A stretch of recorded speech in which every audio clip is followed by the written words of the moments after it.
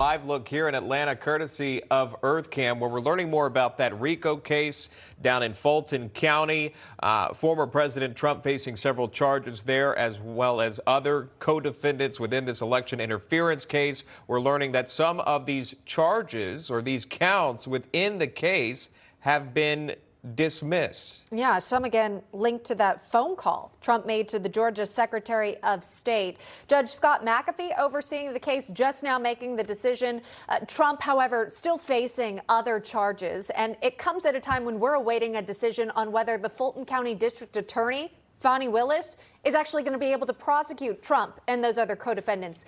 Be all stemming from her romantic relationship between top prosecutor in the case, Nathan Wade. And not only that, but how much he was paid, how the money was used. We continue to watch that. Again, separate from what has happened here with the judge's dismissal of, again, only some of the charges. Others remain.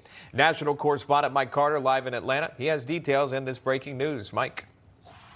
Hey guys, good morning. Well, of course, everything post-primary day has been looking forward here politics-wise in Georgia to what's going to happen to Fani Willis. Will she still be involved in this case? Of course, today, the judge in this case, who will ultimately decide Fani Willis's fate, deciding that some of the charges against former President Trump in this Georgia election interference case have been dropped. Not all of them there. Here's what the judge has ruled. This, again, is Fulton County Superior Court Judge Scott McAfee writing today in an order that of 6 of the charges in the indictment must be squashed, including 3 against former President Trump. The order, however, leaves intact many other charges in the indictment, and the judge writing today that prosecutors could seek a new indictment on the charges he dismissed. Which prosecutors will those be, though, however? Will it be Fani Willis if she remains on the case? The 6 charges in question have to do with soliciting elected officials to violate their oaths of office. That includes 2 charges related to that phone call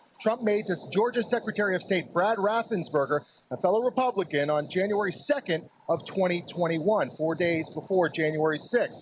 Now, these 6 charges in question have to do with, again, soliciting an official who ultimately violated their oath of office. It includes 2 charges related to the phone call Trump made to Georgia Secretary of State Brad Raffensperger. And again, not all of these charges has been dismissed, but if you're reading the tea leaves for the Trump campaign right now, you've got 2 things at play. Some of these charges being dropped against him in this RICO case. And again, we're expecting to hear maybe tomorrow or Friday about the ultimate fate of Fani Willis. Will she be excommunicated from this trial altogether? And if that happens, that entire DA's office is eliminated, and then it would be contingent on another DA's office to take that trial up.